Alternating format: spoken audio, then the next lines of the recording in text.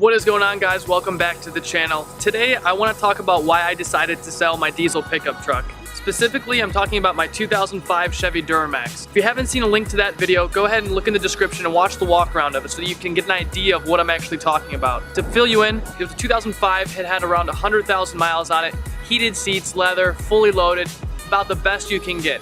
It was the extended cab and then the short bed on the end. The reason I decided to sell this truck is because I didn't really feel like I was getting ahead anywhere. I felt like every single dollar I was making was just going right back into this truck, whether it was fuel, repairs, maintenance on it, or just even the purchase price alone was just astronomical compared to what I'm driving right now. So I kind of want to take you around and show you what I'm driving today and how I went from driving a $25,000 diesel pickup truck to now driving a $3,000 pickup truck.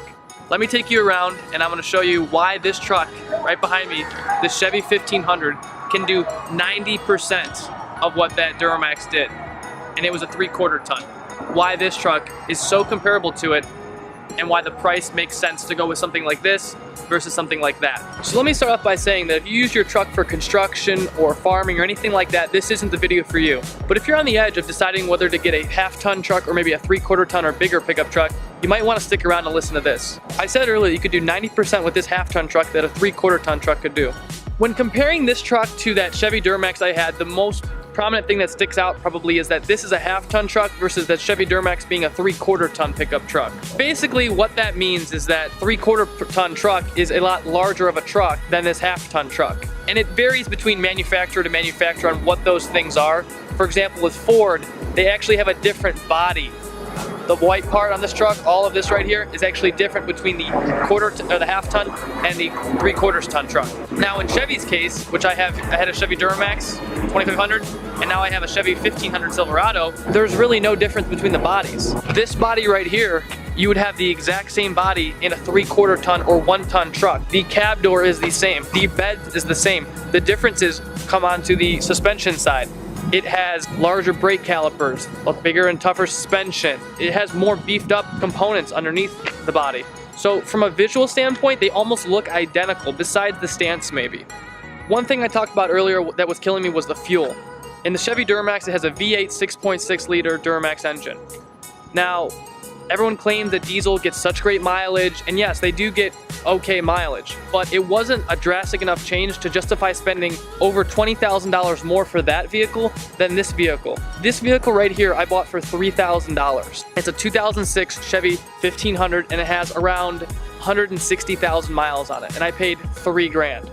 That Chevy Duramax I had was a 2005 and it had 100,000 miles, and I paid $25,000 for that pickup truck. The main reason people buy pickup trucks are for their ability to haul stuff in the bed and for towing. This bed right here is the standard short bed, a little bit longer than 6 feet long.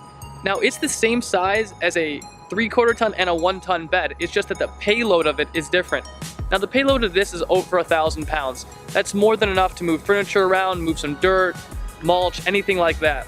The next reason people buy trucks is for the towing. This truck will be able to tow small boats, jet skis, small landscape equipment, anything like that. Where you might have a problem is if you're towing bigger equipment such as bobcats and everything like that on a daily basis. What I'm trying to explain is that if you really don't have a reason for that larger truck on a daily basis, why are you spending $20,000 more on it? This truck is a 2006 and I bought it for $3,000.